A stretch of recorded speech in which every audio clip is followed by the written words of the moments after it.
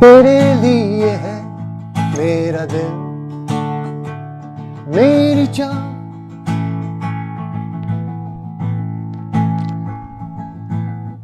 होते हैं तो हो फासले दरमियां,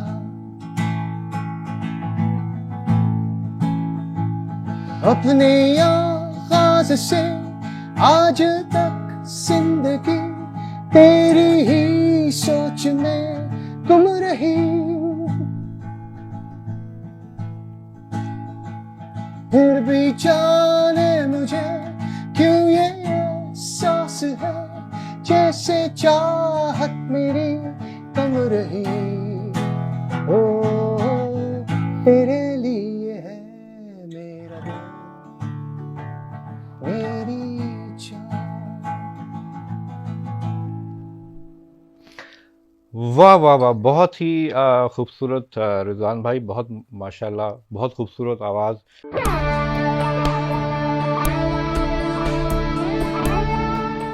ये रेडियो पाकिस्तान पॉडकास्ट है।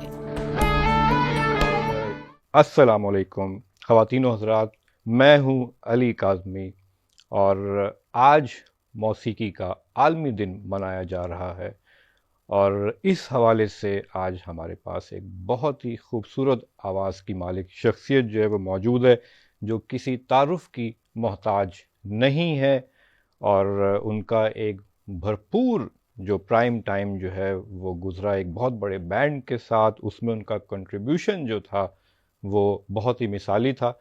और आप यकीनन समझ गए होंगे हम बात कर रहे हैं मशहूर मारूफ गुलकार, गिटारिस्ट, कंपोज़र रिजवानुल हक की। आपको बहुत बहुत खुशामदीद कहते हैं। थैंक यू सो मच यार, थैंक यू सो मच। और अच्छा रिजवान भाई, ये सबसे पहले बताइएगा कि आपका जो करियर जो है म्यूज़िक के हवाले से, ज़ाहिर है जितने भी हमारे सामईन हैं, देखने वाले हैं, वो सुनना चाहेंगे क्योंकि आज मौसीकी का वैसे भी एक आलमी दिन है। बिल्कुल बिल्कुल। तो ज़ाहिर है जो आपका जो सफ़र था और इसके दौरान जो एक मुश्किलात, और ज़ाहिर है हर किसी की ज़िंदगी में आती हैं, थोड़ा सा उसके बारे में बताइएगा। Interesting question. इसको मैं बड़ा मुख्तसर सा आपको जवाब दूंगा। I was a musician day one, in the sense कि मुझे पहले से ही बहुत शौक था। मैंने आई 5 years ओल्ड, 6-7 साल की उम्र में मुझे आदत थी कि मैं टेबल पे वो ढोलकी बजाना, गाने सुनना। ब्लैक एंड वाइट डेज होते थे टीवी के उस ज़माने में, 70s की मैं बात कर रहा हूँ। तो गाने सुनना, उनको कॉपी करना, उनकी उनकी जो बीट है उसको कॉपी करना टेबल पे, करते करते करते then I ended up with a small guitar. और मेरे वाले साहब ने मुझे, मैं बड़ी ज़िद की, मैंने कहा जी मुझे गिटार का बहुत शौक है।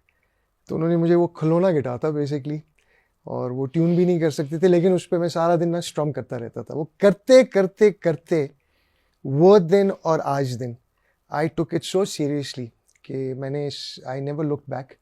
और मैंने बड़ी मेहनत की। जब मैं सीरियस हुआ, जब ऑब्वियसली जब मैं 13-14 साल की उम्र का हुआ, तो I then used to work about 5-6 hours a day. मैं 5-6 घंटे टू बी ऑनेस्ट मतलब प्रैक्टिस करता था सिर्फ म्यूज़िक की। और उसका सिला मुझे मिला 90s में, जब मैंने वाइटल साइंस ज्वाइन किया। और वाइटल साइंस की 2 एल्बम्स मैंने की एज अ गिटार प्लेयर, जो सेकंड वॉल्यूम था और एतबार जो थर्ड वॉल्यूम था। टोटल वाइटल साइंस की 4 एल्बम्स थी। पहली एल्बम में सलमान थे, तो जब उन्होंने छोड़ा, जुनून फॉर्म किया, उसके बाद सेकंड थर्ड एल्बम मैंने की।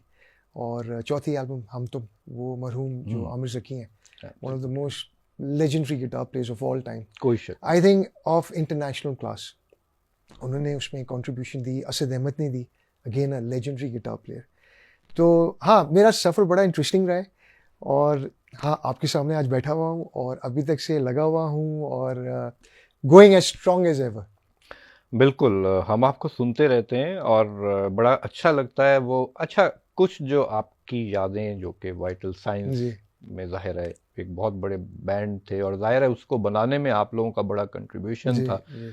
और आपके एक वहाँ बहुत ही एक करीबी साथी थे जुनैद जमशेद एज अ बिल्कुल सिंगर, बिल्कुल। उनके साथ जो आपकी जो एक मेमोरीज थी, जो वक्त गुजरा, उस हवाले से जो बिल्कुल जानना चाहेंगे लोग। ये जो, मैं आपको एक बात बताऊँ, जब वाइटल साइंस हम लोग थे ना, 90s की ये बात कर रहे हैं हम लोग we were more like a family.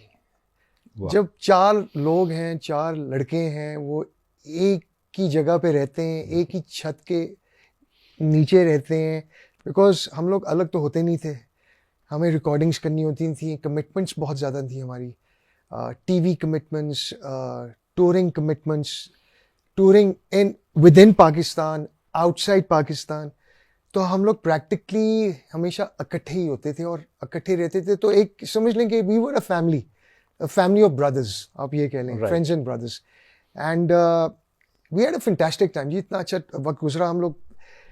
हम जवान थे, ठीक है ना, तो उस वक्त हम केयर फ्री थे, बिल्कुल बैचलर्स थे, और पॉपुलैरिटी हम इंजॉय कर रहे थे, लोग हमें पसंद करते थे, हमारी फ़ैन फॉलोइंग वाज ह्यूज, और every day used to be exciting for अस।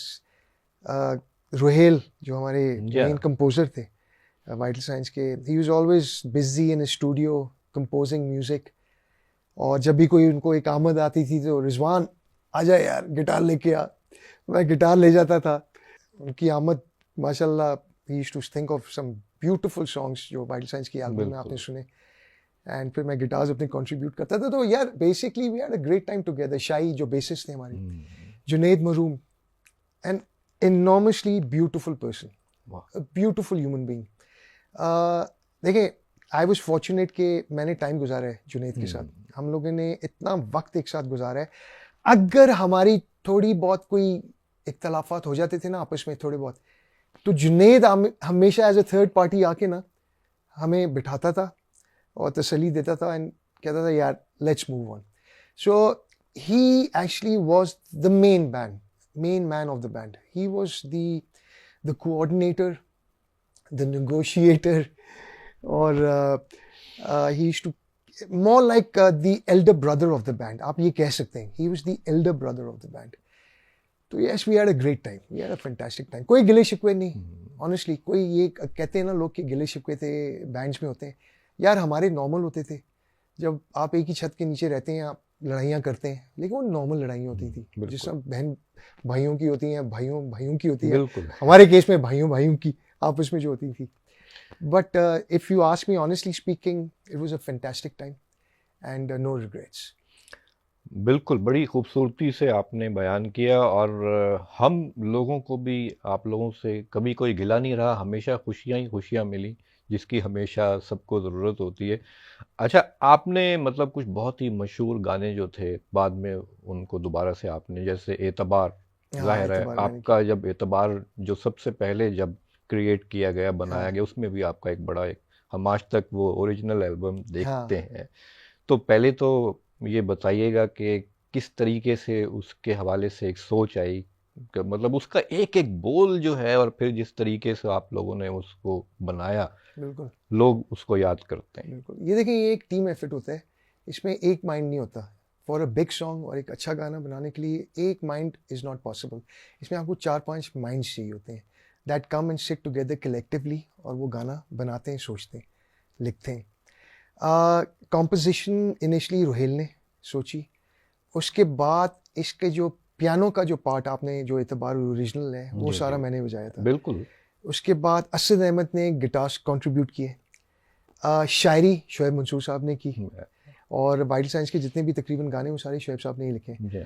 तो he is an outstanding lyrist, और उस ज़माने में तो शोएब साहब वाज एट हिज पीक, और उनको वाइल्ड साइंस से वैसे ही बहुत एक लगन थी, एक दिली लगन थी, बहुत मोहब्बत थी। गहरा ताल्लुक हाँ था जी। आप लोगों का। तो उन्होंने वाइल्ड साइंस को एक अपना एक बेबी बनाया हुआ था, and he was very loving with us and very professional also, but at the same time very caring and very loving.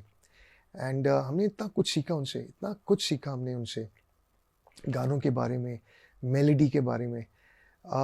तो जब एतबार हुआ तो एतबार इस तरह बना कि रोहेल ने सोचा, मैंने पियानो कंट्रीब्यूट किया, असद अहमद ने गिटार्स कंट्रीब्यूट किए, शोएब साहब ने आके लिरिक्स लिखे, जुनेद ने अपनी खूबसूरत नरम आवाज़ में वो गाना किया, और वी नेवर रियलाइज कि ये गाना बड़ा होएगा कभी।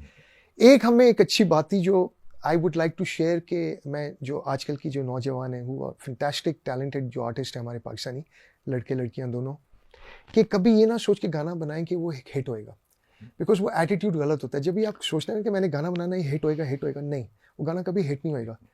गाना बनता है अनकॉन्शियसली, आप उस पर दिल लगाएं, उसको प्यार से बनाएं, उसको पूरी जान लगाएं and wait for the results. Never think it's gonna be a hit. जिस गाने को आप समझते हैं ना कि वो हिट होएगा, वो कभी हिट नहीं होता. जिस गाने को आप समझते हैं कि वो हिट कभी नहीं होएगा, अमूमन वो हिट हो जाता है. तो हमारे साथ भी यही हुआ कि वी थॉट कि इतबार यार स्लो गाना है यार, सामने स्लो नहीं चलता है, लोग डांस करते हैं.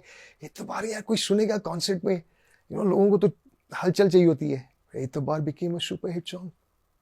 तो नो डाउट अबाउट इट. और मैं ये चीज़ जो हूँ सबसे सुनने वालों से, देखने वालों से शेयर करना चाहूँगा कि मैं आपसे, क्योंकि पहले भी 3-4 मौक़ों पे मुलाकात हुई, तो पहली मुलाकात में सबसे पहले जब आपने एतबार को दोबारा आपने गाया और बड़ा खूबसूरत गाया था, जी.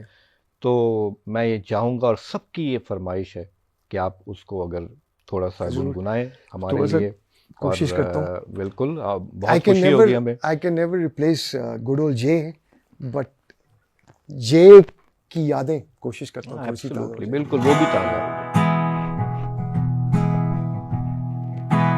एतबार भी आ ही जाएगा, मिलो तो सही, रास्ता कोई मिल ही जाएगा. चलो तो सही, चलो तो सही, एतबार भी आ ही जाएगा, आ ही जाएगा. धूप में खड़ा जल रहा हूँ मैं, साया दो मुझे, ये मेरा जुनून, ये मेरी जुनून है, मेरी सजा, मेरी ये थकन कह रही है क्या. सुनो तो सही, सुनो तो सही, एतबार भी आ ही जाएगा, आ ही जाएगा. वाह, ब्यूटीफुल. और मतलब आपने जो है ना, मतलब एकदम से वो यादों की झंकार में ले गए आप हम सबको. और अच्छा, जब आपने इसको रीडू किया, आपने इसको दोबारा बनाया और दायरा वो भी बहुत पॉपुलर हुआ, तो उसके पीछे फिर किसका आइडिया था जब आपने अपने को सिंगर नुमान के साथ इसको फिर ओह दोबारा? यस, नुमान के साथ मैंने ये किया था. This was long time back. ये आज से कोई 8-9-10 साल पहले, आई थिंक. या it more than 10 Even years. more than 10 years. Nomi is a very interesting guy. Numan is a superbly talented person. और वो जे का डाई हार्ट फैन था. डाई हार्ट, अभी भी डाई हार्ट फैन है. और नोमी की मेरी मुलाकात हुई, उसको बैंक में काम करता था इस्लामाबाद में. तो I met him in a bank actually. तो जब वो मुझे मिल गया, रिजवान भाई वेरी एक्साइटेड. मैंने कहा यार नाइस, ये वो जिस सब फैन होते हैं, Yeah, बिल्कुल. Always a fan actually. तो रिजवान भाई, मैंने वाइल्ड साइंस का गाना करना है और मैंने जुनैद भाई का गाना करना है. अच्छा, मैंने कहा उस वक्त मैंने उसको इतना सीरियसली नहीं लिया, बिकॉज लोग आते थे कहते थे, but he had something, he had 2 qualities and he still got them. उसकी मैंने आवाज़ सुनी, इट वाज फैंटास्टिक. जब उसने गाया, इतबार गाया उसने, बल्कि कहता ही मैंने कहा तुझे वाइल्ड साइंस का गाना सबसे अच्छा कौन सा मतलब पसंद है ना, तू वो सुना मुझे. तो उसने मुझे इतबार सुनाया ना. That's fantastic. उसके बाद he is a very good looker also. Nice smart looking guy, nice image. मैंने सोचा यार रिवाइवल एक करता हूँ एतबार की, ट्रिब्यूट देता हूँ वाइटल साइंस को. फिर हमने जुनैद से बात की. जुनैद को कहा यार गाना करना है हमने वाइटल साइंस का ना, एतबार का. तो पहले तो उसने मुझे कहा यार रिजवान बाथरूम कौन गा रहा है, मुझे पहले सुना. अच्छा, जुनैद ने जब नोमी को मैं लेके गया ना, जुनैद उसने कहा यार तू पास, लुक्स में तो तू पास हो गया, अब मुझे गाना गा के सुना विदाउट गिटार्स, ये वो सारा कुछ. ओके. तो नोमी बेचारा परेशान. मैं कहा सुना यार, जिसने मुझे सुनाया था सुना जे को. तो उसने सुनाया उसको गाना. जे fell in love with him. मैं कहा यार फॉरन करो. And we got his blessing. Because देखिए, जब गाना आप करते हैं, ट्रिब्यूट देते हैं, since I was the member of the band also, एक वाइटल मेंबर था मैं. So it's always principally morally it's a good thing कि आप अपने बैंड मेंबर्स को पहले इत्मीनान में लें, उनको कहें कि हमने एक ट्रिब्यूट देना है. अपने बैंड को भी ये कहना लाजमी होता है. It's just a very good way of staying together as a team also. लोग नहीं सोचते, ये चीज़ें भूल बिल्कुल। जाते हैं, फिर बाद में रिग्रेट करते हैं. तो इन ऑर्डर के अगर आपको रिग्रेट नहीं करना, चीज़ों को अवॉइड करें and just be honest with your band. So anyway, we did the song and it became a hit. The revival was loved by so many people. And वो नोमी का break था actually in the music industry, in the pop industry of Pakistan. जब उसने एतबार मेरे साथ किया, उसमें मैंने गिटार्स बजाए थे, तो नोमी को एक बहुत बड़ा ब्रेक मिल गया as a vocalist. So I was very happy and I am still very happy and honoured कि मुझे एक मौका मिला कि एक वेरी टैलेंटेड लड़का, उसके साथ मैंने काम किया, हमारा ही फ़ैन था, उसका जो फेवरेट गाना एतबार था वो उसने किया, मेरे साथ किया, and he became a sensational pop star after that. बिल्कुल कोई शक नहीं है. अच्छा, अब आखिर में ये एक अहम मैसेज जो है ज़ाहिर है आप से हम लेना चाहेंगे कि जो अब जो यंगस्टर्स आ रहे हैं, जो ग्रुप बनाना चाहते हैं या इवन जो सोलो गा रहे हैं, उनके लिए आपका क्या नसीहत है, आपकी क्या पैगाम है, क्या उन्हें करना चाहिए? और स्पेशली एक दूसरी चीज़ ये कि जब बैंड्स वगैरह बनते हैं, आपके बाद जितने बैंड्स बने, हमने सुना बने टूट गए, वाइटल साइंस के बाद जो बैंड्स आए, मैं उनकी बात, तो मतलब किस तरीके से चीज़ों को लेके चलना चाहिए अब जो नए यंगस्टर्स हैं? देखिए, it's very simple. I been working with bands for सालों साल मैंने काम किया. अभी जो मेरा अपना बैंड है रॉकलाइट, पिछले 2006 से मैंने इसको फॉर्म किया था और अभी तक से इट्स स्टिल देयर. इसका रीज़न है जो मैं यंगस्टर्स को, जिस आपने बात की कि क्या मैसेज मैं देना चाहूँगा, वो ये कि देखें, एक कंसिस्टेंसी, दैट्स वेरी इंपॉर्टेंट. अच्छा, you have to be very focused. जब बैंड होता है ना तो उसमें 4-5 लोगों की इन्वॉल्वमेंट एकदम आ जाती है. यू गॉट टू बी, अच्छा, you need one leader. There always has to be one leader of the band who takes and who sacrifices a lot.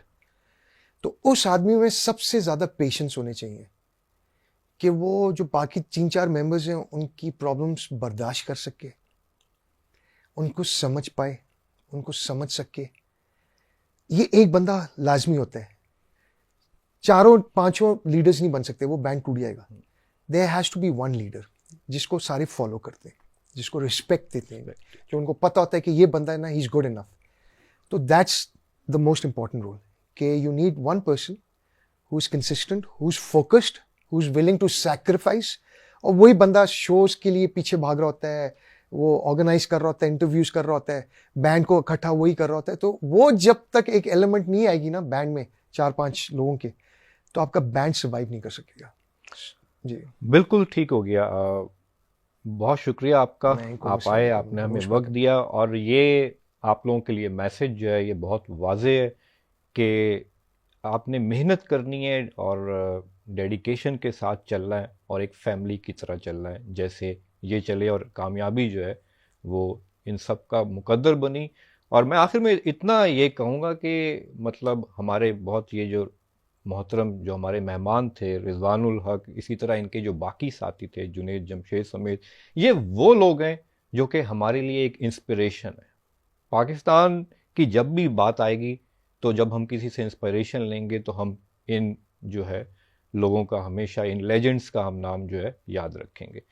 तो बहुत शुक्रिया आप सबका, और स्पेशल थैंक यू आपका, आपने वक्त निकाला. Thank you for inviting me. Thank you so much. और इसके साथ ही अली काज़मी को इजाज़त दीजिएगा, और हम इंशाअल्लाह ताला एक और इम्पॉर्टेंट और अहम गुफ्तगू के साथ आप लोगों के सामने पेश होंगे. तब तक के लिए इजाज़त दीजिए. अल्लाह हाफिज़.